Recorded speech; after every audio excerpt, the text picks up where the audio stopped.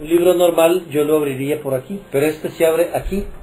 Y aquí comienza y tiene las características siguientes.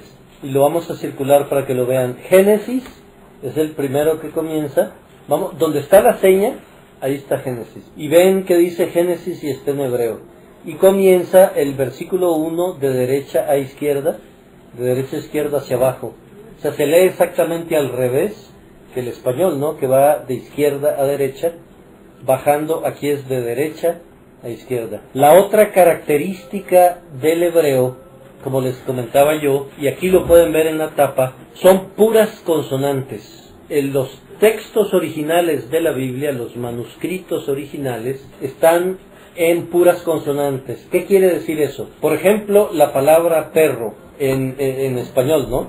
En hebreo estaría escrita P, R, R y punto. P, R, R. Entonces, los expertos tenían que irle asignando las vocales que ellos creían que se ajustaban perfectamente por el contexto para ir armando todo. Pudieran haber errores como que en vez de perro le pusieran parra, como una parra de la vid, ¿no? O le pusieran puerro o porro de la UNAM, ¿no? Entonces, por eso es que se establece que la Biblia en el original es literalmente inspirada, pero en las traducciones, aunque el Espíritu Santo ha guiado a los traductores para que no cometan ningún error grave contra la doctrina, no podemos decir con absoluta precisión científica como el original, esta es la palabra y esta es la palabra que hay que creer. Y lo vemos en la práctica con las diferentes versiones de la Biblia. La Biblia Reina Valera 60 difiere en palabras de la 1909, que difiere en palabras de la Reina Valera actualizada, etcétera, etcétera, ¿no? Entonces, lo interesante que conozcan esto, la práctica de esto es que cuando están hablando con un católico o con cualquier otro, que una de las objeciones es, sí, pero esa es tu Biblia, la mía dice otra cosa, ¿no? Bueno, las versiones pueden variar en tonalidad de palabras, en cierto énfasis de una palabra en una versión y otro énfasis de otra en otra versión. La construcción gramatical puede variar un poquitito, pero el sentido no varía. Eso es la importancia cuando uno está hablando con alguien más. Sí, pero esa es tu Biblia, la mía no dice eso, ¿no? Es importante saber eso.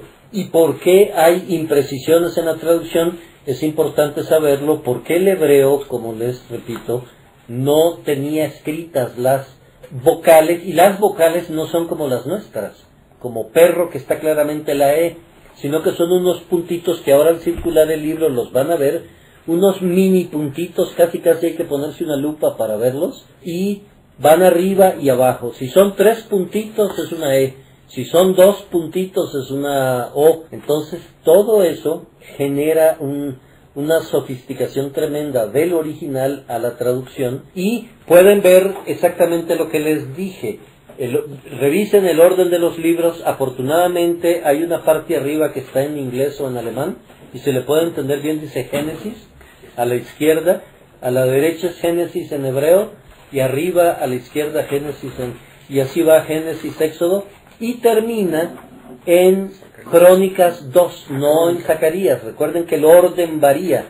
Entonces, por eso, cuando nuestro Señor Jesucristo dijo, y comenzando por Abel y terminando en Zacarías, está diciendo, comenzando por el libro de Génesis y terminando en Crónicas 2, que es el último libro de la Biblia hebraica, se estaba refiriendo a todo el Antiguo Testamento. Entonces, si quieren, circúlenlo, vean lo de los puntitos, vean el orden de los libros, y esto es lo que se llama la Biblia hebraica. ¿En qué difiere la Biblia hebraica del Antiguo Testamento nuestro? En esencia son exactamente los mismos. Difieren en la agrupación de los libros y difieren en el orden. Por ejemplo, en nuestra Biblia tenemos 1 de Samuel y 2 de Samuel. En esta Biblia hay nada más Samuel. En nuestra Biblia tenemos Primera de Reyes, Segunda de Reyes, aquí nada más Reyes. Tenemos Primera de Crónicas, Segunda de Crónicas, aquí nada más Crónicas. Ese es un cambio y sí tiene un cierto impacto, no en el contenido en sí, pero cómo lo ven ellos, ¿no? Cómo se refieren a ella y cómo la citan, etcétera, etcétera. pero en esencia el contenido es exactamente el mismo. El Antiguo Testamento nuestro protestante, la Biblia protestante, porque la Biblia católica tiene que son los deuterocanónicos o apócrifos, cualquiera de las dos formas se les llama. En ese sentido cambian. Entonces es fundamental saber el orden cambia y cambia la agrupación. Nosotros tenemos 2 de Reyes, 2 de Samuel, etcétera, y ellos solo tienen 1. Y eso de las vocales y eso es importante verlo, ¿no? Nos quedamos la vez pasada, ¿en qué nos quedamos? ¿Quién se acuerda? ¿A qué punto llegamos? Exacto, vimos las preguntas. Y esto también es importante, este tema es importante porque es sumamente práctico, porque nos permite poder dialogar con cualquier persona que no conozca mucho de la Biblia, o que conozca mucho la Biblia católica, o que conozca la de los testigos de Jehová. ¿Por qué razón nosotros afirmamos que esta es la correcta? Recuerden que estábamos viendo el canon. El canon quiere decir una caña, una varita de medir, un estándar, una norma que nos dice, estas son las escrituras inspiradas por Dios. Vimos que no es algo arbitrario, o sea, no es el líder de los protestantes, que no existe, no hay un líder en la iglesia protestante en general, tipo el Papa en la iglesia católica, que establece qué libros son los que se incluyen, sino que se fueron incluyendo gradualmente en la práctica y respondiendo a 5 preguntas que vimos, 5 principios que vimos, que son los que determinaban si un libro entraba o no entraba en el canon. Revisen sus notas y brevemente vamos a ver. La primera pregunta ¿es autoritativo? ¿Provino de la mano de Dios? O sea, ¿tiene evidencias este libro que provino de la mano de Dios? Como si era escrito por un líder importante tipo Moisés. Moisés, el pueblo sabía, el pueblo lo veía. Todos los 3-4 millones de judíos que andaban con Moisés en el desierto, ¿qué veían? Veían una columna de fuego en la noche, una columna de humo en el día, que los guiaba, que se movía, que estaba viva. No era un incendio que estaba allí paralizado, sino que era una columna que se levantaba, se movía, los guiaba desde donde Dios hablaba a Moisés. Entonces, lo que Moisés decía, ¿por qué era recibido? ¿Por qué era Moisés? No, porque era obvio que Dios tenía una comunicación con Moisés primero y luego con 70. Recuerdan que luego hubo 70 personas más que se le unieron, de donde derivó el Sanedrín, los 70 posteriormente. Entonces, lo que Moisés dijera era aceptado por el pueblo judío porque lo que él decía tenía autoridad, provenía de Dios. Luego viene Josué, lo mismo, a Josué se le aparece el ángel, el pueblo ve las victorias de Josué, que eran victorias que todo indicaba que era para que perdieran. Recuerden Jericó, Jericó era una ciudad con unos muros gigantescos, y Dios les dio una fórmula para que tomaran Jericó, para que los muros se destruyeran, y esa fórmula tuvo que ser divina, porque de otra forma nunca se hubieran caído simplemente por andarle dando vueltas alrededor a una muralla gigantesca, tremendamente amplia, que tenía casas en la muralla y era tremendamente alta.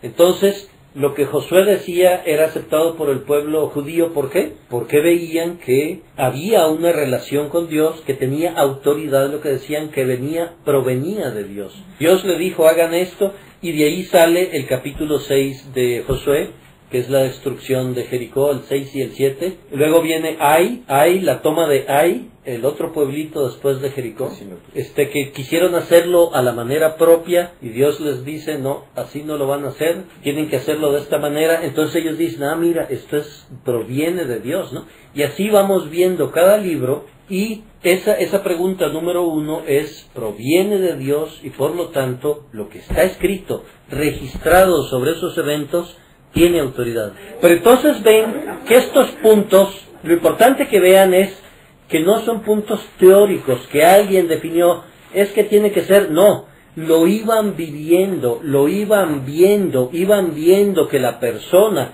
que decía las instrucciones, que luego quedaron registradas en el libro, eran palabras que venían de Dios, y por lo tanto, todo lo que dijera Josué tenía autoridad para el pueblo judío y lo aceptaban. Y en Jueces exactamente lo mismo. Y así se iban siguiendo y por lo tanto se satisface el punto 1. No es inventado, no es teórico. 2. Es profético, que está relacionado al primero. El primero es su origen es de Dios, sí. ¿Cómo? A través de un individuo autorizado, un profeta, un líder, un rey que Dios utilizaba, o un pastor, un campesino, quien fuera el que Dios hubiera seleccionado, pero era un individuo reconocido porque lo que decía o incluso lo que profetizaba que podía ocurrir o que iba a ocurrir sucedía. Entonces estaba confirmado. Recuerdan que vimos en Deuteronomio 18 que si lo que decía un profeta se cumplía, recuerdan que lo vimos, era de Dios, y si no se cumplía no era de Dios. Esa es una norma para decir este profeta está hablando a nombre de Dios y creemos en él. Lo leemos rapidito nada más. Aquí dice en el 18:18, profeta les levantaré de en medio de sus hermanos como tú. Aquí está hablando claramente en la profecía de Jesucristo, pero también están incluidos los profetas. Y pondré mis palabras en su boca, y él les hablará todo lo que yo mandaré. Esta es una profecía clara de Jesús para Jesucristo. Mas a cualquiera que no oyere mis palabras que él hablare en mi nombre, yo le pediré cuenta. El profeta que tuviere la presunción de hablar palabra en mi nombre, a quien yo no le haya mandado hablar, o que hablare en nombre de dioses ajenos, el tal profeta morirá. No solamente era falso, sino que decía morirá. Y si dijeres en tu corazón, y aquí está la parte clave, ¿cómo conoceremos la palabra que Jehová nos ha hablado? Es clave para este punto 2, dice, si el profeta hablare en nombre de Jehová, que es el punto 1, y no se cumpliere lo que dijo, ni aconteciere, es palabra que Jehová no ha hablado. Con presunción habló el tal profeta, no tengas temor de él. Ese es el punto que estamos estableciendo, tanto el 1 como el 2. Es Deuteronomio, del 15 al 22, de una vez, sí, 18 del 15 al 22. En el tercer punto que estuvimos viendo, la pregunta era, ¿es auténtica la validación que ya hemos mencionado que hacía el pueblo de Dios para decir esto en efecto lo dijo Moisés? Porque luego venían gente que decía, es que Moisés también dijo, y ya eran inventos. Entonces tenían que estar batallando con lo que verdaderamente dijo Moisés, lo que verdaderamente dijo Josué, lo que verdaderamente dijo Isaías, y lo que decían los pseudo Isaías y los pseudos líderes, y tenían que estar seleccionando, no, esto no lo dijo. ¿Y cómo lo hacían? Pues todos los que estuvieron ahí escuchando sabían qué era lo que había. Recuerdan que no habían televisiones, no habían coches, no había nada. Entonces el principal tema de conversación eran los eventos del día, cómo se había movido la columna de humo, cómo se había movido, qué había dicho Moisés, cómo se peleó con Coré, Datán y Abiram, y cómo se los tragó la tierra, y eran eventos impresionantes, ¿no? Imagínense el cerro del monte Horeb ardiendo con terremotos, cayéndose las rocas debido al terremoto, el fuego subiendo al cielo. Esos son eventos inolvidables, ¿no? Y las palabras que se dijeron allí necesariamente se grababan en la mente de muchísima gente que validaban lo que se iba diciendo y lo que se iba escribiendo. También recuerden que Dios le decía, por ejemplo, en Éxodo 17, ¿qué recuerdan que vimos en Éxodo 17? Vimos que le dice una instrucción clara en 17:14, Éxodo 17:14, vemos que dice, y Jehová dijo a Moisés, escribe esto para memoria en un libro, y di a Josué que raeré del todo la memoria de Amalec de debajo del cielo. Entonces Moisés, que era obediente, escribe. Entonces también había transmisión oral, habíamos comentado, pero habían mandatos claros, escribe, escribe, escribe, escribe. Hay referencias en el Antiguo Testamento a un libro de guerras. ¿Quién recuerda cómo se llama? El libro de Hazer. El libro de Hazer, que es muy mencionado en el Antiguo Testamento. Entonces, hay un libro aquí al que se hace referencia en la Biblia, que dice, según está escrito en el libro de Hazer. Creo que en el libro de Jueces hay esas referencias al libro de Hazer y en otros, que era un libro que estaba enfocado a registrar las batallas, o sea, como que era especializado en hacer crónicas de las batallas y los registraban. Recuerden también que vimos en los libros de los reyes que, y no está escrito en los anales del reino de Israel, todos los hechos, lo que hizo, las conquistas y todos los hechos del rey tal, ¿recuerdan que lo leímos? Y se refiere a crónicas, o según los escritos del profeta Natán, dicen, o del profeta tal. Entonces, esos eran los registros que iban quedando y de ahí se extractaba lo que se fue incluyendo aquí. Esto es importante porque al recordar cómo se construyó la Biblia, las tentaciones que nos vengan de decir, bueno, pero es que esto no lo debo tomar yo tan literal, ¿no? Esto es bueno para Moisés nada más, pero ya para nuestras épocas no. Leíamos, recuerden, en Levítico, como está de moda el tema, por eso lo toco de nuevo. En Levítico leíamos, dice, Levíticos, por ejemplo, 20:13 como un ejemplo, ¿no? Si alguno se ayuntare con varón como con mujer, abominación hicieron. Ambos han de ser muertos, sobre ellos será su sangre. La relevancia de este tema es que hoy que está de moda la liberación de toda la moral y la lucha gay, etcétera, etcétera, aquí tenemos un mandamiento muy claro que dice que si alguien se ayuntare con varón como con mujer, abominación es. Hay mucha gente que argumenta, sí, pero el Antiguo Testamento ya quedó dominado, pasado de moda, porque ahora el que prevalece es el Nuevo Testamento. Recuerden que Cristo mismo dijo, yo no vine a derogar la ley, sino que vine más bien a cumplirla y a perfeccionarla. ¿Cómo perfeccionarla? Recuerden que decía, la ley dice no matarás, pero yo te digo que si odias a tu hermano, o sea, la está todavía haciendo más difícil, más refinada, eres un asesino, estás incumpliendo el quinto mandamiento. Entonces sabemos que los mandamientos del Antiguo Testamento no fueron eliminados, excepto los rituales. Por ejemplo, matar a un buey, a un ternero, para recibir el perdón de los pecados, quedó sustituido por el derramamiento de la sangre de Jesucristo. Eso no se hace. Pero esos mandamientos quedan todavía en vigor en el Nuevo Testamento.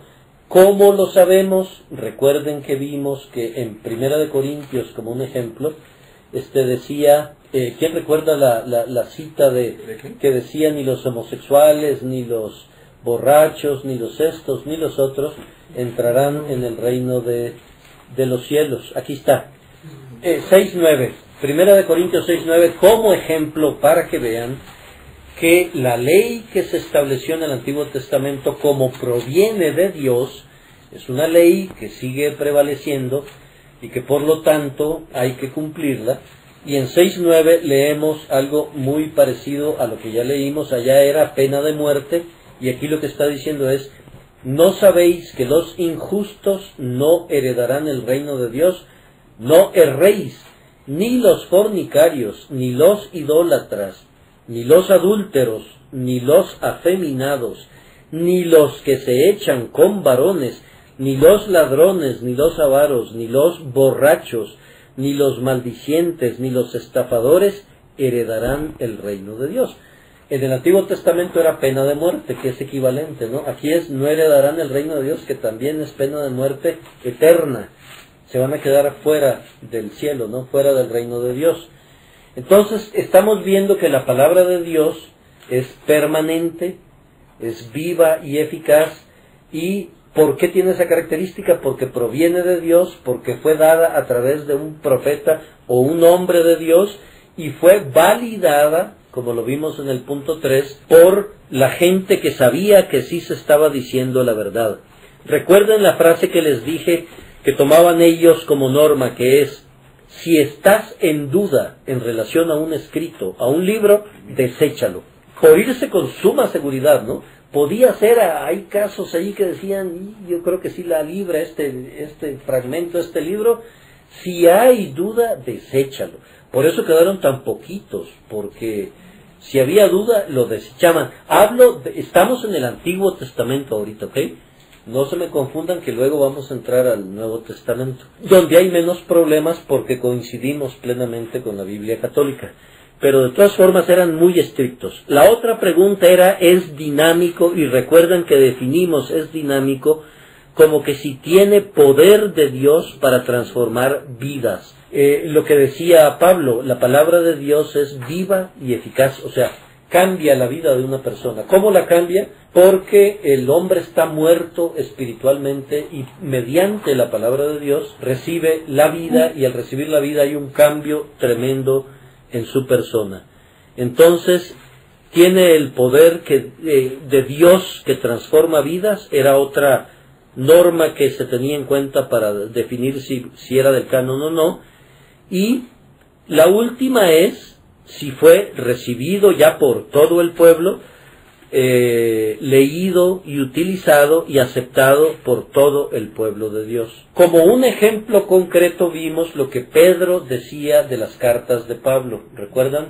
Que decía que son difíciles de entender, que algunos tuercen, que algunos distorsionan, pero que le fueron inspiradas. Lo leemos rapidito. Dice y tener en 3:15, y tener entendido que la paciencia de, segunda Pedro 3:15, y tener entendido que la paciencia de nuestro Señor es para salvación, como también nuestro amado hermano Pablo, que escribió mucho del Nuevo Testamento, según la sabiduría que le ha sido dada.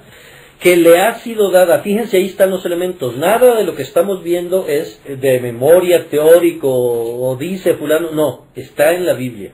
Aquí estamos viendo que uno del pueblo de Dios, que es Pedro, está diciéndole a los demás del pueblo de Dios que Pablo recibió sabiduría de lo alto, sabiduría que le ha sido dada. O sea, Pablo está actuando como un profeta, fue escrito por un hombre de Dios y que le fue dada, es decir, que viene de lo alto. Y el pueblo recibe esa carta de Pedro y la acepta, y reciben las cartas de Pablo y las aceptan. Entonces ven que todo está aquí, que no es un invento teórico lo que estamos comentando, y que fue un proceso, que fue algo que no fue un grupo que dictaminó esto es así, les guste o no les guste, sino que se fue debatiendo, se fue construyendo. Y curiosamente los judíos fueron muy celosos, ya lo vamos a ver en detalle, en preservar esos libros y nada más que esos. Los apócrifos entraron a través de una traducción de la Biblia que se llama la Septuaginta, la traducción de los 70, y ahí comenzó el debate si eran o no eran, y ya veremos sus características de por qué fueron desechados. Es importante que sepamos esto, tanto para nosotros de confianza en nuestra fuente de verdad, nuestra fuente de revelación, como para poder comentarlo y explicarlo a terceros.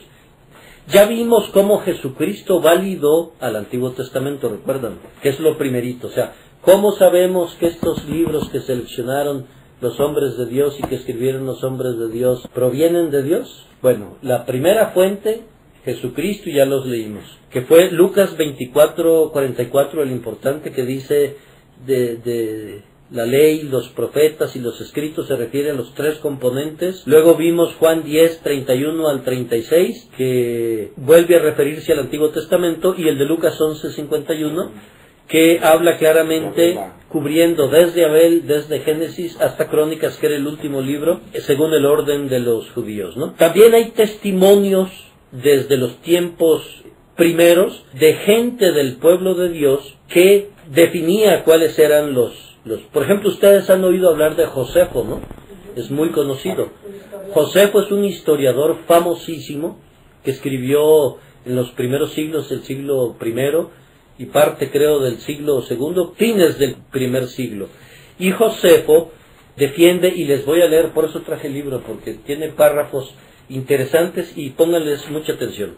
Dice, desde Artajerjes, recuerden que Artajerjes es el rey de Esther, de Persia, hasta nuestro tiempo, todo ha sido registrado. Fíjense bien, pónganle atención.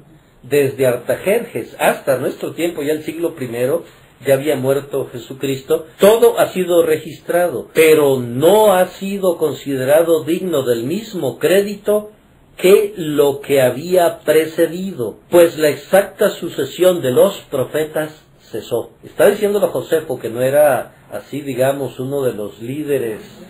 Era un estudioso, no era un ni creyente, tal vez, no sé si sea o no sea, creo que no era, pero era un historiador muy preciso. Y sin embargo él está afirmando, dice, pues la exacta sucesión de los profetas cesó.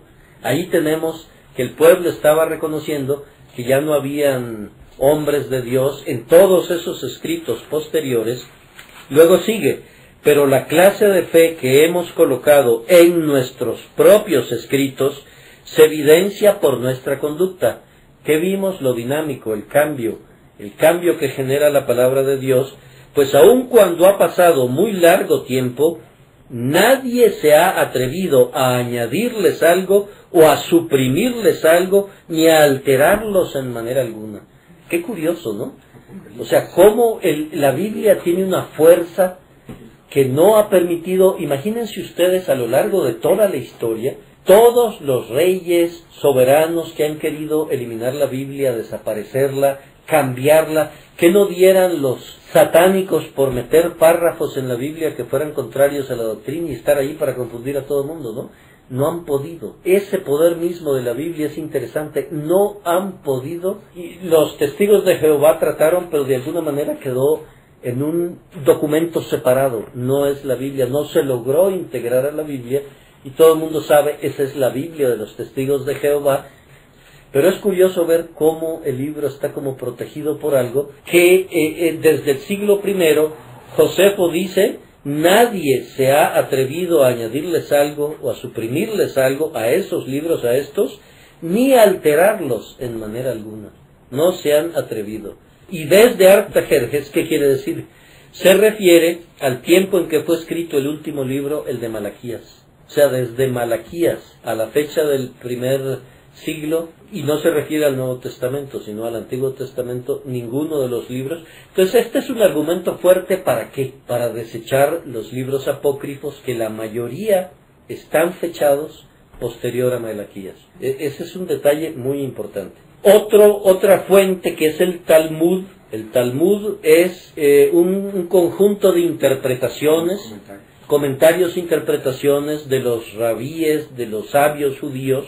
Entonces es un libro de peso, porque es los sabios de los judíos escriben el Talmud. Primero escribieron lo que se llama el Misná, que son interpretaciones y comentarios a la ley, a la Torá fundamentalmente. Sobre el Misná se escribe el Talmud, que es una ampliación del Misná, y dice, el Evangelio, dice Tosefta Yadaim, que es uno de los expertos del Talmud, dice, el Evangelio y los libros de los herejes no contaminan las manos, o sea, no se juntan. El Evangelio y los libros de los herejes. Los libros de Ben Sira y cualesquiera otros libros que hayan sido escritos desde su tiempo no son canónicos. Y esto lo está diciendo un judío, o sea, no un cristiano, no un protestante, no, el Talmud, que son judíos, lo está diciendo, ¿no? Otro, Seder Olam Rabba, no lo anoten porque son los expertos dentro del... Dice, hasta este punto, tiempo de Alejandro Magno, que era el 330 más o menos, el año 330, dice, los profetas profetizaron por medio del Espíritu Santo. Desde este tiempo en adelante, inclina tu oído y atiende a los dichos de los sabios. Está estableciendo una aclaración. Hay un corte desde Malaquías, estamos viéndolo de diferentes ángulos. Josefo por un lado, el Talmud por el otro. Hay un Talmud babilónico que afirma lo mismo, y hay un señor de nombre o apellido Melitón, obispo de Sardis, que también hace lo mismo. Hay otro argumento fuertísimo, que es, han oído hablar de Eusebio, el primer historiador de la iglesia después de la muerte de Jesucristo, y Eusebio básicamente establece como canónicos los libros actuales del Antiguo Testamento, y la división en tres se da. Ahora vamos a ver, hemos visto ya Jesucristo y su testimonio. Hemos visto el testimonio de la antigüedad, los sabios, Josefo, el Talmud, etc. Ahora vamos a ver el testimonio del Nuevo Testamento en relación al Antiguo Testamento. Vamos a verlo. más o menos de la época de Malaquías, 330, más o menos por ahí el año 330, hacia abajo. Recuerden que los años venían para atrás, ¿no? 330 antes de Cristo, iban bajando hasta el año 0 y luego comienzan a subir del 1. Ok. De hecho, por ejemplo, si ustedes ven Mateo, está lleno de referencias al Antiguo Testamento. Los evangelios están llenos de referencias. Pablo era un experto en las escrituras de los judíos, la Biblia hebrea, podemos decir, y hacía referencia a los salmos, hacía referencia a la Torá, a los profetas, y nunca hizo referencia alguna a alguno de los libros apócrifos, ¿no? Eso es bien interesante. Ok. Vamos a referirnos a un concilio que se dio en Jamnia en el año 70 aprox. ¿Qué tiene de importancia ese concilio? ¿Alguien se acuerda? El concilio de Jamnia, que tuvo lugar en el año 70 aproximadamente, que fue el año después de la caída de Jerusalén. Prácticamente se deshace el judaísmo y comienzan en la diáspora, que quiere decir se van a la dispersión a todas partes, ¿no?, del mundo conocido de aquella época. Entonces se queda un grupito de expertos, rabinos, en el área de Jerusalén, ya destruida y ya totalmente dominada, y le piden permiso a las autoridades romanas para establecer un Sanedrín, pero estrictamente espiritual. O sea, ya no, antes recuerden, era un reino a la vez físico y espiritual. Ahora, ya con la destrucción del templo, o sea, los judíos estaban dentro de los romanos, pero los romanos eran lo suficientemente flexibles para permitirles que mantuvieran sus leyes, mantuvieran sus prácticas, su adoración a Dios dentro del mundo romano, y por lo tanto ellos eran un estado teocrático, ¿no? Con la destrucción de Jerusalén en el 70 se cambia la cosa. Entonces ellos piden permiso para que ya sea nada más espiritual su gobierno sobre los judíos que quedan en Jerusalén, y se reúnen ellos para determinar qué libros, porque ya se dispersó todo el mundo, ¿no? Entonces, ¿qué libros son los que vamos a utilizar? Y ellos establecen básicamente los mismos, pero es interesante esto, que entre sus debates para ver qué libros, según este concilio de Jamnia, eran canónicos o no eran canónicos, se debatió ampliamente Proverbios, como que si debía pertenecer al canon o no, Eclesiastés, si debía pertenecer al canon o no, Cantar de Cantares y Esther, porque habían objeciones a cada uno de estos libros. Para Esther, y lo mencionamos la vez pasada, ¿cuál es la objeción principal? Que no existe, no se menciona a Dios para nada. Entonces los expertos decían, ¿cómo un libro inspirado por Dios no menciona a Dios para nada? Pregunta, un interrogante muy serio sobre el libro de Esther, decían ellos, ¿no? Cantar de los Cantares, ¿por qué razón? Porque su tono, si no se le entiende bien, es un tono raro, como que no checa con el resto del espíritu de las escrituras, y decían, ¿será? ¿No será? Se presta dudas. Igual Proverbios, que básicamente parece que es un manual como para estudiantes, ¿no? Como dirigido a jóvenes, a niños, de vez en cuando se refiere a otras cosas, pero como que está muy orientado a la educación y a la juventud y a las buenas costumbres. Entonces esos eran de dudar.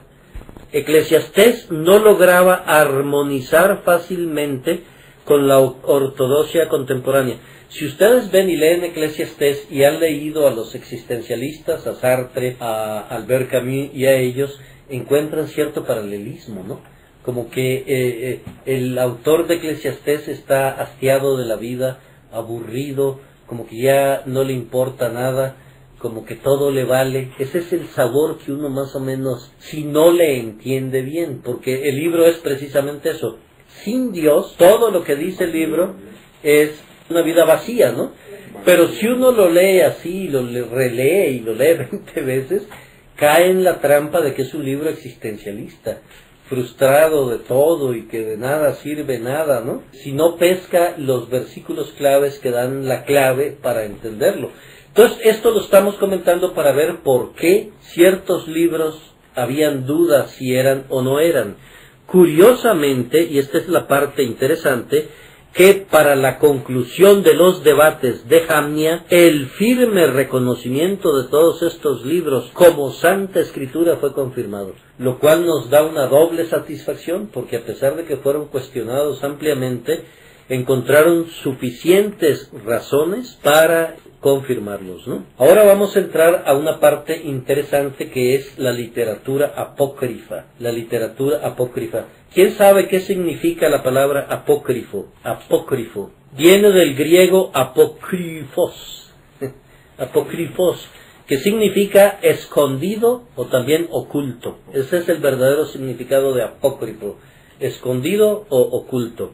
Jerónimo, ¿saben ustedes quién es San Jerónimo? ¿Quién fue San Jerónimo?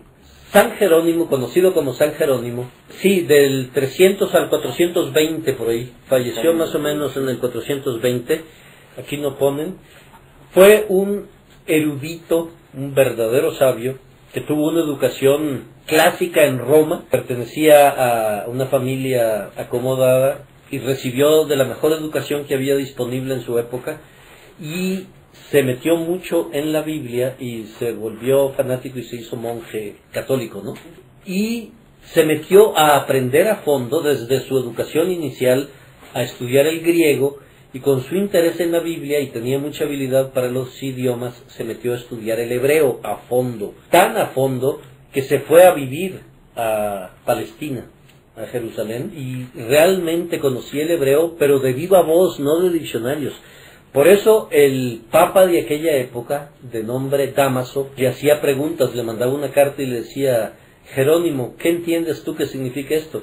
Y él le contestaba unos tratados bellísimos, respondiendo qué significaba tal cosa, qué significaba, y daba todos los pormenores culturales de la palabra y por qué los judíos usaban el eufemismo, por ejemplo, para decir los riñones en vez de decir los órganos sexuales, y los pies en vez de decir los órganos sexuales, etcétera. Él explicaba al Papa todo esto, ¿no? Entre sus maravillas está el sistematizar la traducción de la Biblia de los idiomas originales, es decir, del hebreo, del arameo, en las partes que vimos que existía el arameo, y el griego al latín. Ya existían algunas traducciones previas al latín, pero eran fragmentarias, no eran completas. Jerónimo lo que hace es perfeccionar las traducciones gracias a su conocimiento de los idiomas originales y sistematizarlas, hacerlas completitas. Él fue el primero, y esto es interesante y por eso detallé mucho quién era Jerónimo, porque él fue el primero en oponerse a incluir los libros apócrifos como que si fueran de la Biblia.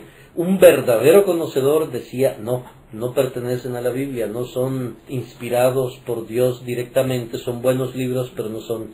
¿Quién debatió con él para que sí se incluyeran, recuerdan? Fue Agustín, obispo de Hipona, el famosísimo Agustín, el hombre de la gracia, fue uno de los promotores que sí se incluyeran, pero fíjense qué curioso, el verdadero sabio ya olía la verdad y dijo: no hay que incluirlos. Él dijo que no. Fue el primero que los bautizó apócrifos. Esto sí anótenlo, apréndanselo, please. El primero que usó el término apócrifo fue este famoso Jerónimo, de la literatura.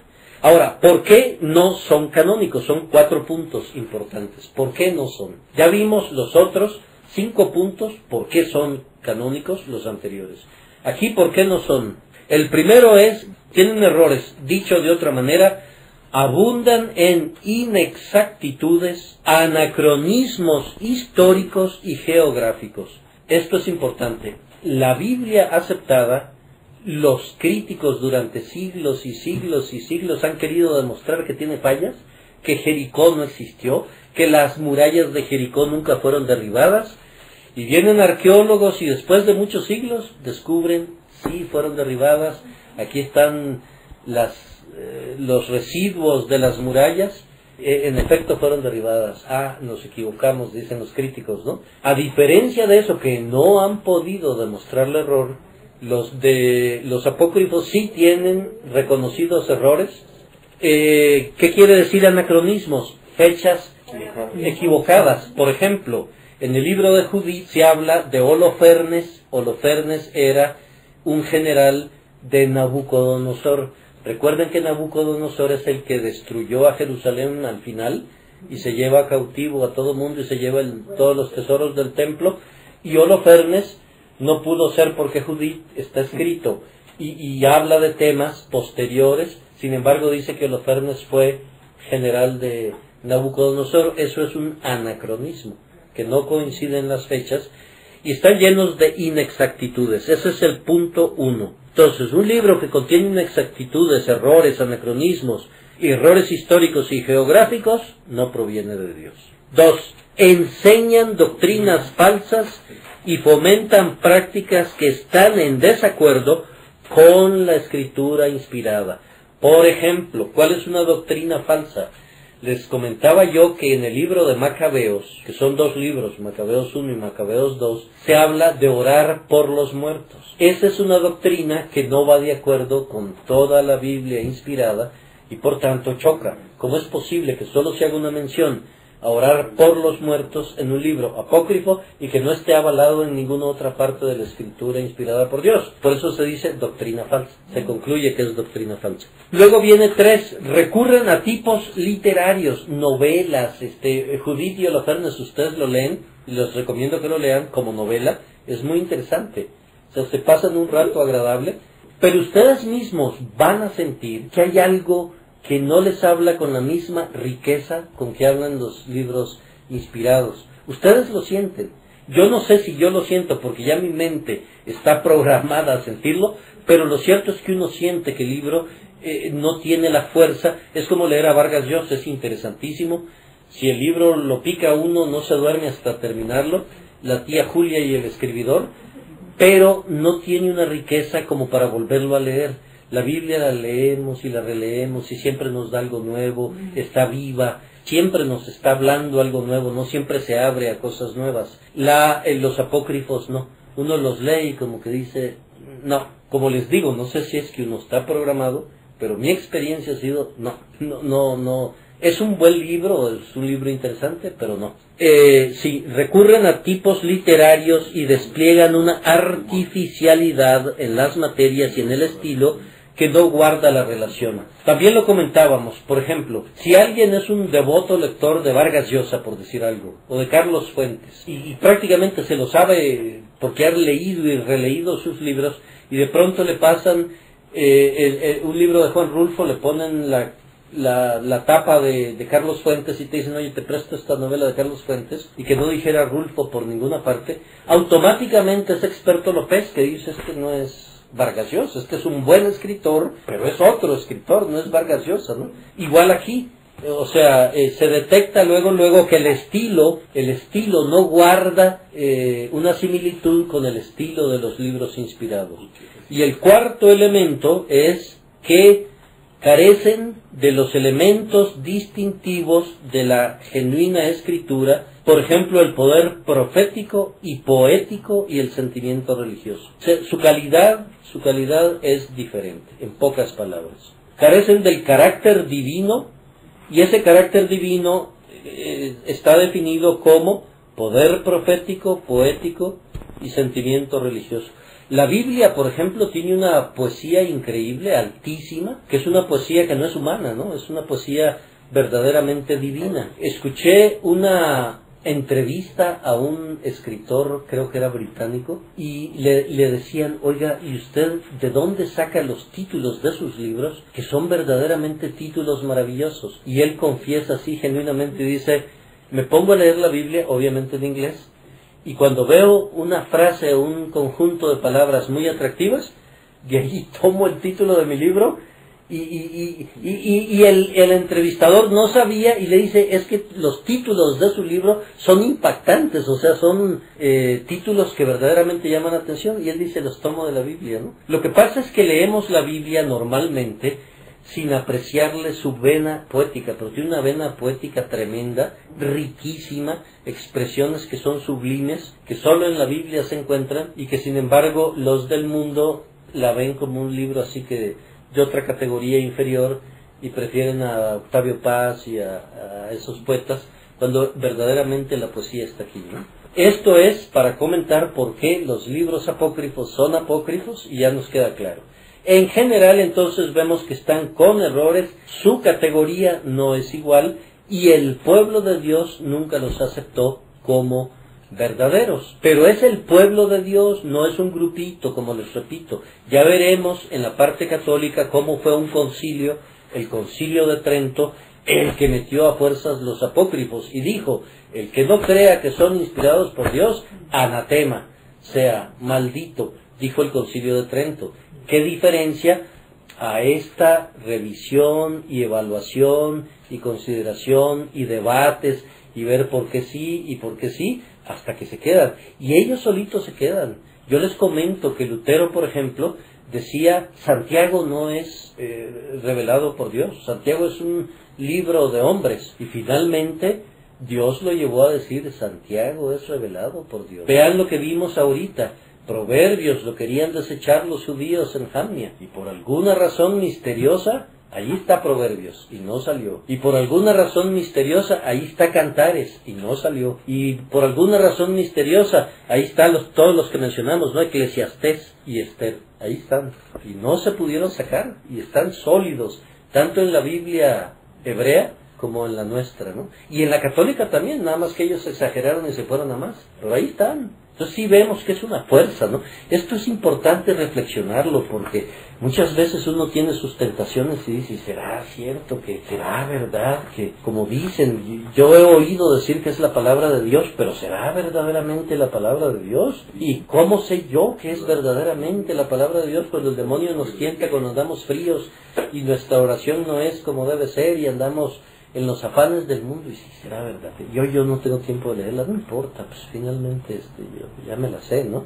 Pero se nos olvida que es una palabra viva, que nos alimenta porque es viva y es dinámica. Entonces allí es donde es importante ver y que cada uno de nosotros nos cuestionemos cuál es mi posición y mi creencia frente a la Biblia, y no sean muy rápidos en darse una respuesta diciendo: no, yo sí que no. Evalúenlo a fondo, porque parte de este estudio es precisamente eso, llevarnos a cuestionarnos cuál es mi relación verdadera con la Biblia, hasta qué punto creo lo que dice, por qué lo creo, cómo, ahora que ya entiendo cómo se construyó, no que no lo entendieran antes, pero que lo estamos reviviendo y que lo estamos considerando, cuál es mi posición ante la Biblia, ¿no?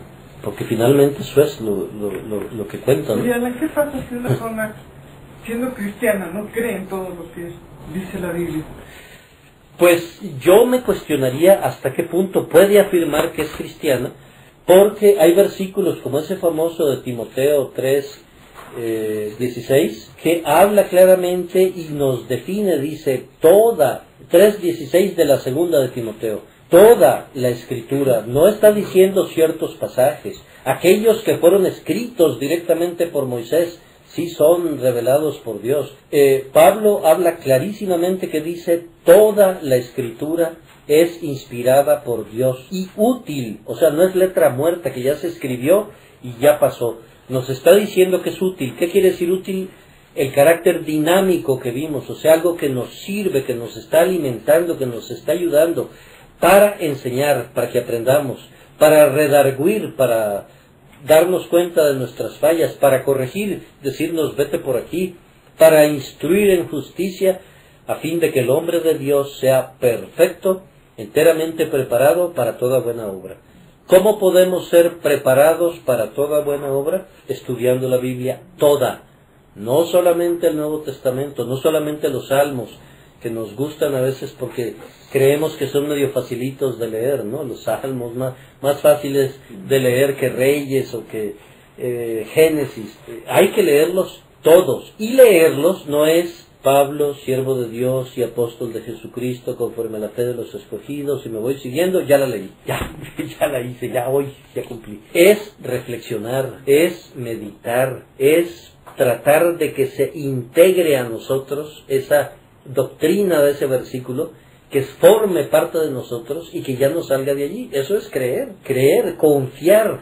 Recuerden que la fe implica mucho la confianza, hemos hablado muchísimo de ese tema, y entonces confiar, yo confío.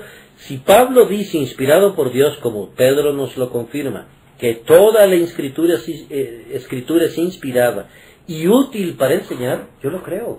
Y es toda. Y entonces ese versículo de Levítico que leímos, que si alguien se acuesta con otro hombre, abominaciones y pena de muerte, yo lo creo. No se trata que ahora derechos humanos y los movimientos de liberación y que ya vivimos en el siglo XXI y todo lo demás ya pasó de moda, no. Ahí está. Y es útil para enseñar algo, nos enseña. Y para redarguir, nos está redarguyendo. Y para corregir y para instruir en justicia. Por lo tanto, yo diría, para contestar tu pregunta, esa persona debería cuestionarse porque nosotros nunca sabemos si alguien es salvo o no, no lo podemos juzgar, pero sí podemos leer las evidencias de que hay vida en él ya, y las evidencias son creer plenamente en la revelación de Dios y seguir las instrucciones que nos da la revelación de Dios, y que la Biblia se abre para esa persona. Esa es una evidencia clara de las 7 que comentamos de que hay vida en esa persona. Una de ellas es su relación con la palabra de Dios. Está lejos porque lo que estamos viendo, todas estas clases han sido sobre eso, precisamente. Y si la Torá y los salmos y los profetas y todo fue inspirado por Dios, ¿cómo puedo decir yo, con qué cara puedo decir yo creo en Dios y creo a Dios, pero no creo esto? No creo que esto sea inspirado. Hay una contradicción fundamental allí. Y por lo tanto, yo le pediría a esa persona, haz una recapitulación de nuevo de tu relación, porque si Dios dice, yo inspiré esto, como lo acabamos de ver y como abunda en la Biblia, pero uno se atreve a decir, pero yo no creo eso, le está diciendo a Dios que casi mentiroso. Claro, sí, uno no sabe quién lo va a rechazar o no, pero lo importante es que uno debe tomar a la Biblia como la palabra de Dios inspirada. Lo que falta es que la palabra lo regenere, le dé vida para que crea plenamente, ¿no? ¿Sí? ¿Quedó clara tu pregunta? Bueno, seguimos entonces. Estamos viendo, vamos a ver brevemente los libros apócrifos. El primero se llama Primero de Esdras, el primer apócrifo. ¿De qué trata? Pues el título más o menos ya nos guía de qué trata, ¿no? Trata de la restauración de los judíos a Palestina, porque Esdras, el legítimo, trata de lo mismo. Después del exilio babilónico, tiene gran cantidad de material de crónicas de Esdras y de Nehemías. Hasta ahí vamos bien, porque tomó de crónicas de Esdras y de Nehemías, pero esto lo vuelve apócrifo. El autor ha añadido mucho material legendario, y eso automáticamente lo categoriza como apócrifo, como libro no aceptado del canon. Yo no digo que no lo lean, nada más léanlo sabiendo que lo están leyendo como cualquier libro, como leerían cualquier otra historia, y no tomándolo como la palabra de Dios. Son interesantes, léanlos. En el material legendario, por ejemplo, dice, el asunto más interesante es la historia de los 3 guardias. Ahí va la historia de la leyenda y por qué se considera leyenda. Solo escúchenla, ¿no? Porque realmente ahí les va. El tema que introduce Esdras, además de tomar de crónicas de Esdras y de Nehemías, habla de una historia de los 3 guardias. Dice que esos 3 guardias estaban discutiendo cuál era la cosa más fuerte del mundo. Y se ponen a discutir, ¿no? Entonces uno dijo el vino. Y todos los borrachos, sí, es lo más fuerte, ¿no? Otro, el rey. Bueno, pues sí puede tener razón, ¿no? El más fuerte del mundo es el rey. Y el tercero, la mujer y la verdad, el tercero. Recuerden, el vino, el rey y la mujer y la verdad. Pusieron 3 respuestas debajo de la almohada del rey. Las ponen las 3 respuestas, ¿no? Cuando éste despertó, requirió que los 3 hombres defendieran sus respuestas. El rey despierta y defienden sus respuestas. Ahí les va lo que dice la historia. Dice, la decisión unánime fue, la verdad es grande y supremamente fuerte. A causa de que Zorobabel fue el autor de esta respuesta, se le permitió como recompensa reconstruir el templo de Jerusalén. Ahí ven la distorsión. Dios dio una orden a través de los profetas y además le dijo, Zorobabel, estás muy lento, ¿por qué no te pones a reconstruir el templo, y aquí lo distorsionan, que como un premio por haber dado la mejor respuesta a esas 3 preguntas, se le ordena reconstruir el templo. Ustedes ven que no checa, ¿no? La otra es clara, es a través de los profetas que le está dando la instrucción, y en este caso ya está dando una distorsión, una leyenda. Resulta que fue porque dio esa respuesta, obras, como dio esa respuesta muy buena, yo te felicito tu obra de esa respuesta y te permito construir el templo. Ya no es Dios por su soberanía que le dice reconstruye el templo, ¿no? Entonces, señores, tache como libro inspirado. Pueden leerlo, pueden disfrutarlo, pueden... Como toma partes de Esdras, de Crónicas, pues algo les va a servir, ¿no? Nada más recuerden, no es canónico. Viene el segundo de Esdras. El segundo libro de Esdras también, diferenciarlo por favor del verdadero de Esdras. Uno es 1 de Esdras y el otro es 2 de Esdras. Es una obra apocalíptica que contiene 7 visiones, pero obviamente son visiones que no encajan, todas las demás encajan. Si ustedes leen Apocalipsis, son puras visiones, pero toda la doctrina de Apocalipsis encaja con lo demás de la Biblia. Recuerdan que vimos los 2 testigos, por ejemplo. Los 2 testigos que ya se daban en las plagas de Egipto, Moisés y Aarón, y muchas cosas complementan y refuerzan y apoyan lo que dice la Biblia. Estas visiones de 2 Esdras son visiones, y como un ejemplo, Martín Lutero se puso a leer 2 Esdras, y se vio tan confundido por estas visiones, que asqueado arrojó el libro al río Elba. O sea, lo leyó y dijo, no, ¿cómo esto no es esto no viene de Dios? Un hombre de Dios siente lo que viene de Dios, y dijo, no, esto no es de Dios, y lo tiró al río Elba, el segundo libro de Esdras. Las visiones no son visiones de la línea bíblica. Viene Tobías como tercer libro. Este fue escrito a comienzos, todos estos que he comentado son escritos después de Alejandro Magno del 330. Tobías es una novela corta, habíamos hablado de tipos literarios. Ningún libro de la Biblia es novela, son historia, pero historia real, no novela. Tobías es una novela. Tiene un tono firmemente farisaico, es decir, basado en obras. Recuerden que los fariseos eran de ritos y de obras, entonces está basado en obras. Exalta a la ley, obviamente va en contra, porque lo que exalta la Biblia es la revelación y Dios. Y la ley es algo que dio Dios, pero no para que le exaltemos, sino para que nos sirva de ayo para entender que no la podemos cumplir, no para exaltarla. Entonces, exalta los alimentos limpios, exacto, no se puede cumplir. Los lavados ceremoniales, todas las obras, la caridad, el ayuno y la oración. ¿No les suena a católico esto? De ahí viene mucho de la doctrina católica, del énfasis en la caridad, en el ayuno, en las obras. Es claramente antiescritural, Tobías, en su afirmación de que las limosnas hacen expiación por el pecado. ¿Ok? Las limosnas, de allí salieron las famosas limosnas, que fue lo principal que atacó Lutero, ¿recuerdan? De dar dinero para recibir el perdón de los pecados, etcétera, las indulgencias. Entonces, si ven, cada uno tiene un elemento válido para decir no es canónico, ¿no? Tobías, Judith era el que les mencionaba yo. También se escribió aproximadamente a mediados del segundo siglo. Es también ficticio y farisaico. Judith es ficticio y farisaico. La heroína de la novela se llama Judith, es una hermosa viuda judía. Cuando la ciudad donde ella vivía fue sitiada, salió acompañada de una criada, se ligó a Holofernes, el general de Nabucodonosor. No podía ser, el general Holofernes queda prendado de la belleza de Judith, quiere tener relaciones con ella, pero Judith muy hábilmente le da muchísimo vino y Holofernes se emborracha y entonces se duerme. Y entonces Judith aprovecha y le corta la cabeza.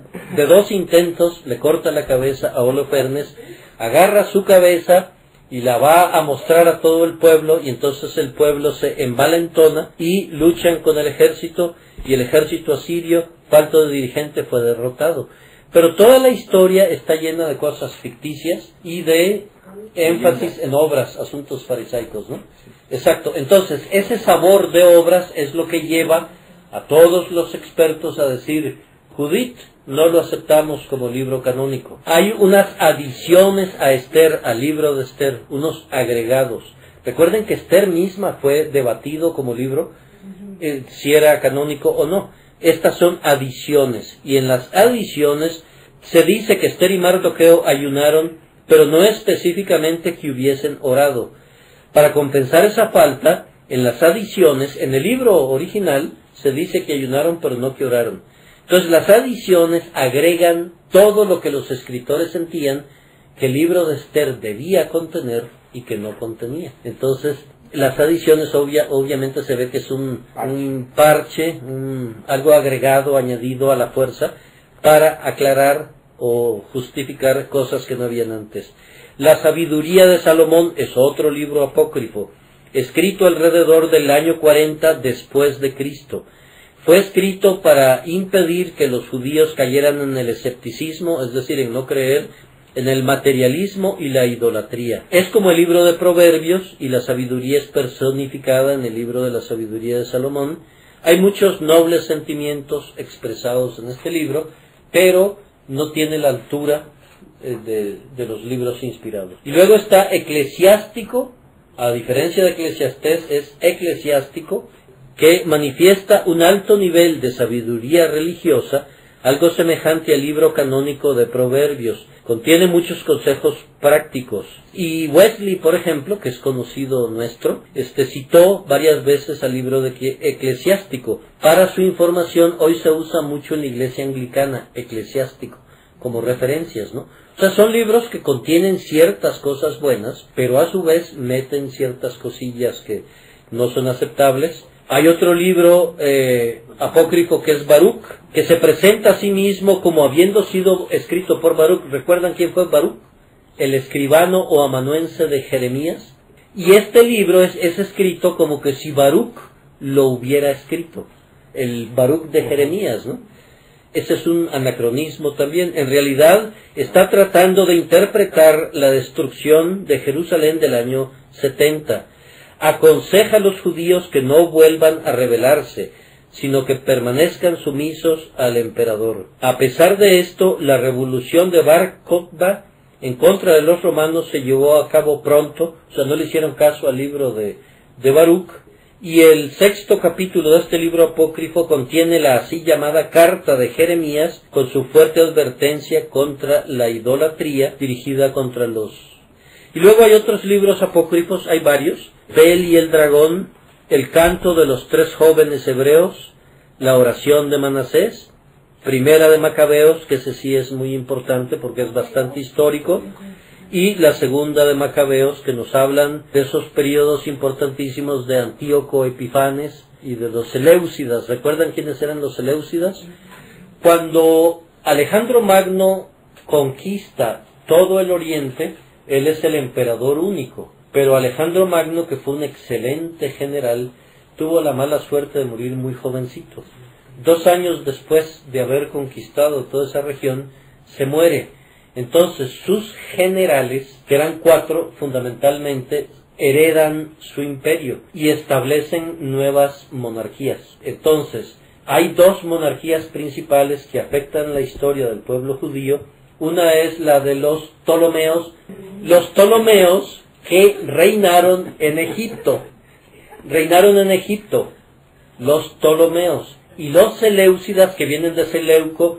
El general Ptolomeo, eran 4. De los otros 2 no me acuerdo, les confieso cómo se llamaban. Tenían nombres raros. Pero Ptolomeo sí, porque fue el de Egipto. Y Seleuco, que fue el otro general, fue en la parte de Asiria, en el norte, que se quedaron como reyes. Originalmente el rey que reinó sobre Palestina, ¿quién fue?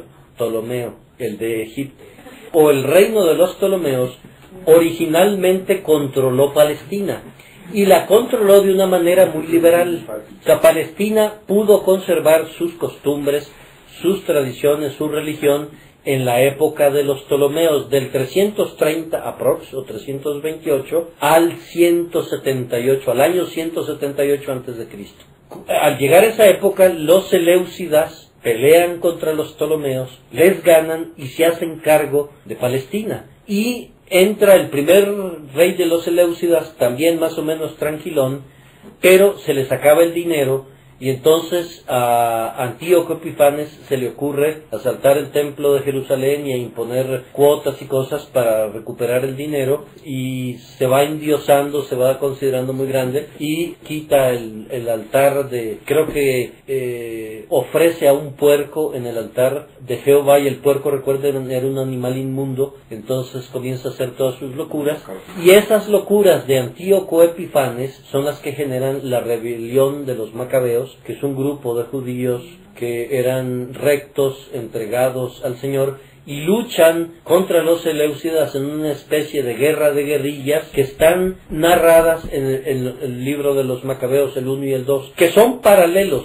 Macabeos 2 no complementa a Macabeos 1, sino que más o menos repiten algunas de las historias, y que es interesante, lo pueden leer Macabeos, porque es interesante como historia para entender este problema de los Seleucidas, de los Ptolomeos y de todo lo que pasó en esa época, ¿no? Y que nos enriquece en el conocimiento de la historia del pueblo judío. Entonces, esa sería básicamente la razón de por qué no son incluidos dentro de los libros canónicos. Se pueden leer, hay que estar conscientes de que hay doctrinas que pueden... En Macabeos está esa de orar por los muertos, entonces hay que leerlos con prudencia y disfrutarlos, y si hay algo bueno que se le pueda sacar, sacárselo, ¿no? Ese es básicamente... Entonces ya vemos que no se trata de una imposición, no se trata de que alguien dictaminó, no, vamos a sacar a estos apócrifos, no queremos nada con los católicos, no. Fue un debate que se fue desarrollando a lo largo del tiempo, y que mucha gente, Josefo que mencionábamos, el Talmud, etcétera, etcétera, el concilio de Jamnia, donde se debatió a fondo el canon del Antiguo Testamento, se fue quedando y se fue quedando y se fue quedando. Entonces eso nos da la garantía de que realmente tenemos los libros seleccionados que verdaderamente provienen de Dios, y que por lo tanto los tenemos que aceptar, como dice la segunda a Timoteo 3:16, para instrucción, para que nos redarguya, para que nos corrija y para que nos instruya en justicia, y así es como los debemos de ver, ¿no? ¿Tienen alguna pregunta hasta este punto? Es importante que reflexionen esto, porque este es un tema que surge con mucha frecuencia en pláticas con la gente. Oye, ¿tu Biblia es igual que la mía? Sí, no. ¿Por qué razón? ¿Por qué razón la mía es más? La mía es más rica que la tuya. Tiene 7 libros más. Es más gruesa, ¿no? Y es mejor. ¿Qué le decimos? A ver, un voluntario que diga por qué razón esos 7 libros no son aceptables como canónicos. Contienen errores históricos, geográficos, anacronismos. ¿El segundo? Doctrina falsa. Esto es importante que lo tengan en la punta de la lengua, o sea, son... exacto.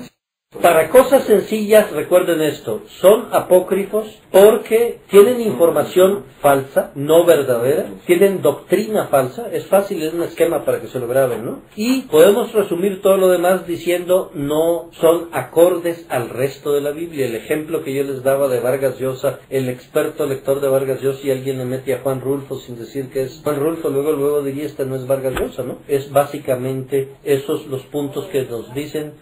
Bueno, eso lo mencionamos ya, o sea, ¿te acuerdas que partimos diciendo que Cristo nunca los mencionó a todos los demás, mencionó los extremos incluso, y siempre los 3 grupos, y nunca hizo ninguna referencia, ni ningún apóstol hizo ninguna referencia? Pablo, que se las sabía de todas, estudió a los pies de Gamaliel en el Harvard de aquella época, nunca hizo ninguna referencia a ninguno de esos libros apócrifos. Pedro tampoco, nada. Y hay referencias en la Biblia. ¿Quién me puede decir referencias que hay a libros que no están en la Biblia? En la Biblia hay referencias a libros que no están en la Biblia. O sea, la Biblia no es tan cerrada que no hace referencia a otros libros. Ya vimos unos, a ver. Natán, por ejemplo. El libro de Hazer. El libro de Hazer es un libro que... Por eso, no está aquí, y es mi pregunta. La Biblia hace referencia a ciertos libros que no están aquí y sin embargo hace referencias. Hay dos importantísimos, o uno importantísimo, al que se hace referencia en la Biblia y no está en la Biblia. Toda una referencia en dos libros de la Biblia a un libro que anda flotando históricamente por ahí y no está aquí. Se llama el libro de Enoc. El libro de Enoc tiene referencias fuertes en el libro de Judas del Nuevo Testamento y en el de Pedro. Toda esa parte de los ángeles, recuerden que los ángeles están encerrados porque no traspasaron sus límites permitidos, etcétera, etcétera. Eso viene de que los autores de la carta de Judas y de Pedro conocían a fondo el libro porque hay versículos casi copiados del libro de Enoc. Los libros apócrifos, recuerden, tienen muchos elementos válidos, verdaderos. Son ciertos elementos falsos los que han motivado a cortarlos y a sacarlos. El libro de Enoc indudablemente tiene una gran base porque fue usado por la inspiración de Dios para referencia toda esa parte de los ángeles caídos, tanto en el libro de Pedro como en el libro de Judas, está tomado del libro de Enoc. Yo lo tengo, el libro de Enoc, es un libro grande, lo tengo en inglés, no sé si está en español.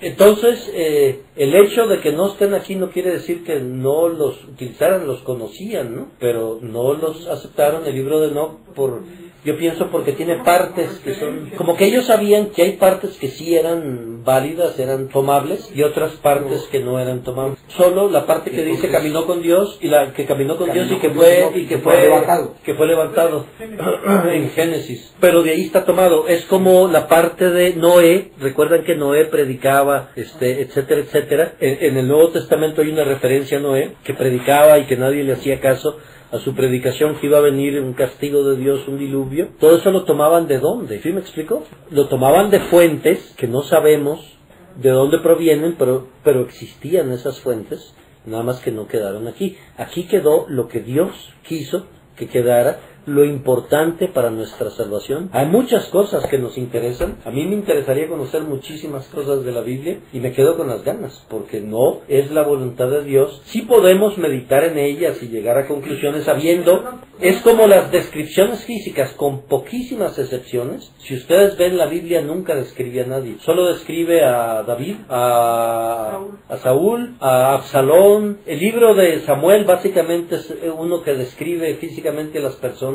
Describe a Goliat, pero en el Nuevo Testamento no hay una descripción de Pedro, de Jesús.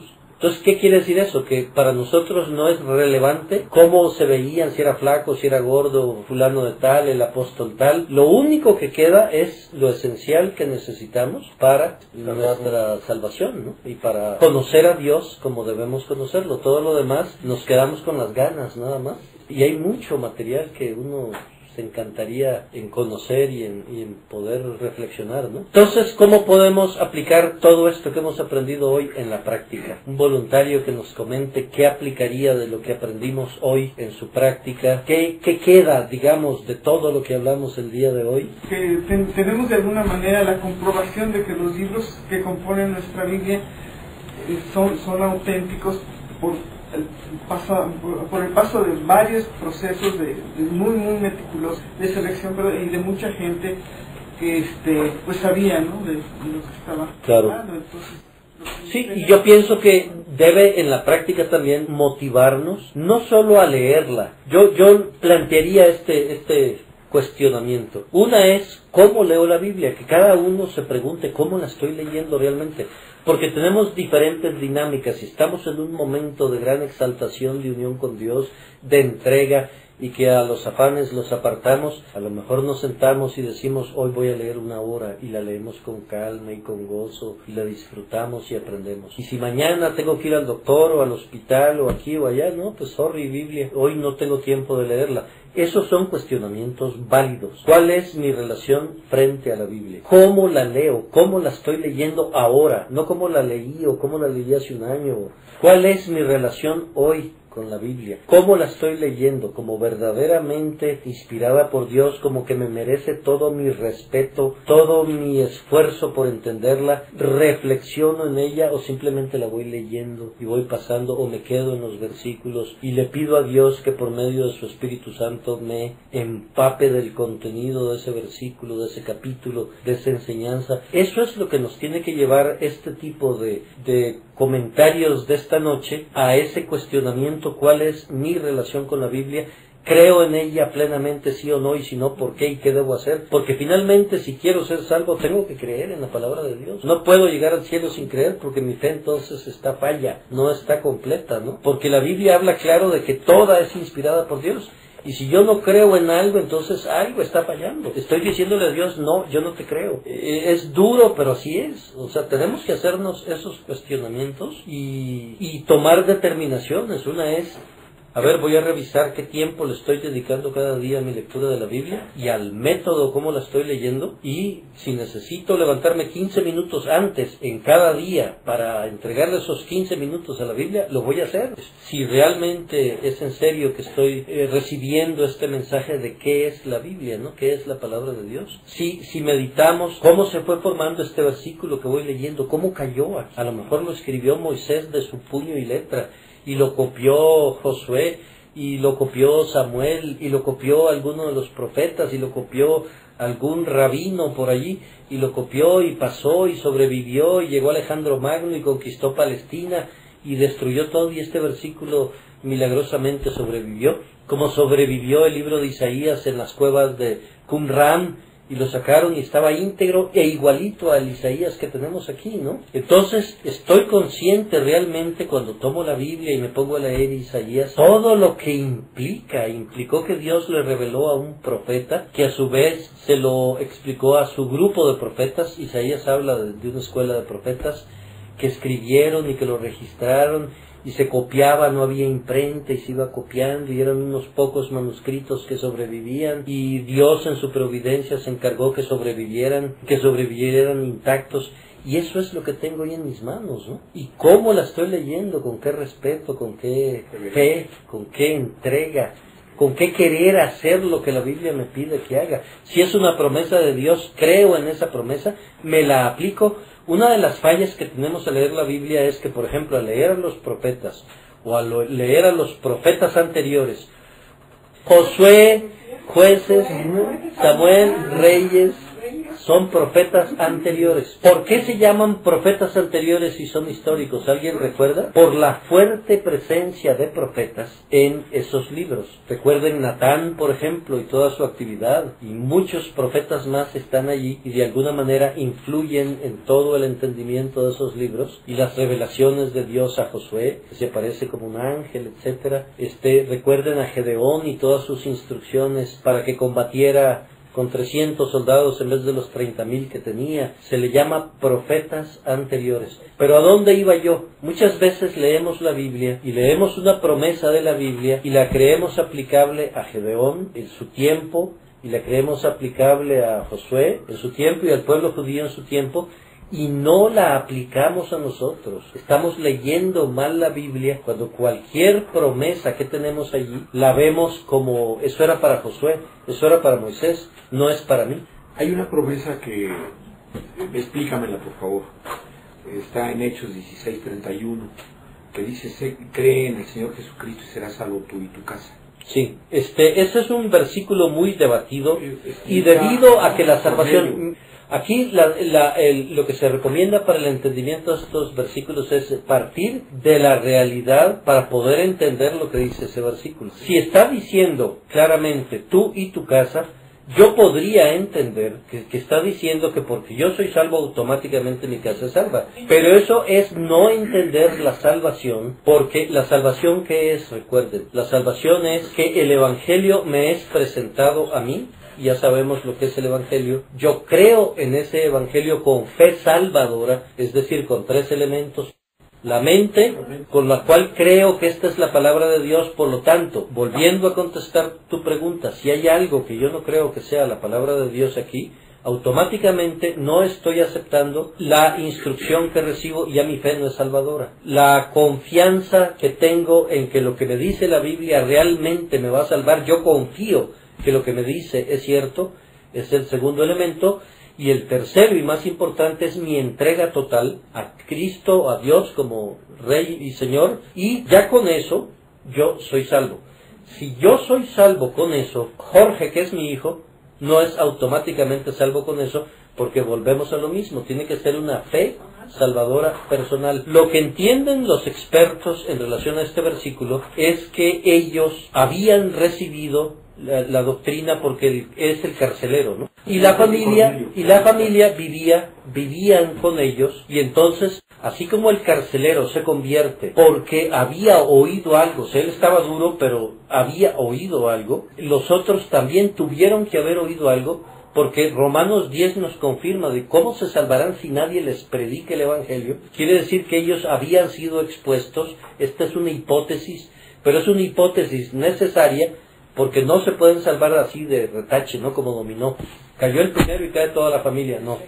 Entonces, lo que suponen los exégetas, los eruditos, es que el carcelero con su familia, como no había televisión, en la noche que hacía la familia, unirse al carcelero, ¿no? Ir a platicar con los presos. Y allí habían recibido, era su diversión, habían recibido la palabra, y por eso se convierten, y por eso se le dijo el ofrecimiento. De otra forma, iría en contrario a la salvación y al Evangelio, que es claro, en que tú tienes que tomar una decisión personal con una fe salvadora a los tres oficios de Cristo, y entender que Cristo obtiene el perdón de los pecados muriendo en la cruz, y que al morir en la cruz obtiene por un lado el perdón de los pecados y por otro te une a Él y te viste de su justicia. O sea, la familia no estaba en otra casa y él en una cárcel. Las cárceles eran casas. Pablo, recuerda, es el que aclaró qué es el Evangelio, llamaba y decía, a ver, que venga Gloria y tráiganme también a su esposo, porque así era Pablo. Sí, y le hablaron la palabra del Señor a él y a todos los que estaban en su casa. Ahí está. Pero aparte lo que te estoy diciendo es válido. O sea, llega a Filipos y se corre la voz, oye, ahí hay un chaparrito, flaquito, medio chuequito de las piernas, que está predicando y está diciendo cosas muy interesantes, etcétera, ¿no? Que la gente iba, acuérdense que iban multitudes a todas partes donde iba Pablo. Sí recuerdan, ¿no? Lo dice Hechos. Entonces, que hayan ido aparte de que ya se aclaró eso, es natural que fueran a escuchar por la curiosidad, ¿no? Y al escuchar, pues Pablo tenía mucha fuerza, el poder del Evangelio, y Pablo predicaba con mucha fuerza el Evangelio. Entonces obviamente la gente quedaba sacudida, porque Pablo nunca hubiera aceptado una conversión instantánea sin haber predicado el Evangelio, porque él mismo explicaba claramente en la carta de Romanos y en todas partes que había que explicar el Evangelio y el verdadero Evangelio para que pudiera haber la salvación. Entonces esas son las guías que siguen. Fíjate, yo no me acordaba de esa cita, qué bueno que la encontraste, pero hay guías claras que uno debe seguir. No puede haber salvación en paquete. ¿Por qué? Porque yo entiendo ahora cómo es la salvación, y la salvación es estrictamente personal, y no hay paquetes, no hay descuentos, no hay es personal, estrictamente personal. Es natural que si tu casa es cristiana y tú desde niño, vean el caso de Tomás, enseñan la Biblia y van doctrina y un ambiente totalmente conducente, ya me volví poeta. Es obvio que la familia tiene una influencia positiva, y hay una gran probabilidad de que todos acepten el Evangelio, ¿no? Pero no es un paquete, porque ya el papá se convirtió, todos son salvos, no. Nuestro Padre Celestial, te damos gracias en esta noche, Señor, por todas tus bendiciones de estos últimos días, por tu inmensa misericordia, por tu providencia, porque no nos ha faltado nada de lo que hemos necesitado, Señor. Tú nos cuidas y nos proteges en todo momento, y queremos aprovechar esta hora para darte gracias por todo eso, Señor. Te queremos dar gracias también por las bendiciones especiales que derramas en este grupo, al permitirnos venir a reunirnos para estudiar tu palabra, para aprender a amarla cada vez más, para aprender a practicarla en nuestras vidas, para que verdaderamente nos sirva de instrucción, de enseñanza, para redarguirnos, para corregirnos y para instruirnos para salvación, para que seamos perfectos en tu Hijo Jesucristo. Te queremos exaltar en esta noche, Señor, queremos proclamar tu grandeza, tu majestad, queremos reconocer tu soberanía en nosotros, queremos humillarnos ante ti, reconociéndonos que no somos nada y que tú eres todo, Señor, y por ello estamos tremendamente agradecidos de todas tus bendiciones en nuestras vidas. Te pedimos que sigas motivándonos para que aprendamos cada vez más, que tengamos más interés y reflexionemos más en tu palabra, que tu Espíritu Santo nos enseñe para entenderla cada vez más, Señor, y que nos des la gracia de que podamos aplicar esa palabra en nuestras vidas, para que seamos testimonios vivientes en todos aquellos que nos ven. Te damos gracias nuevamente y te pedimos todo esto en nombre de tu amado Hijo, nuestro Señor Jesucristo. Amén.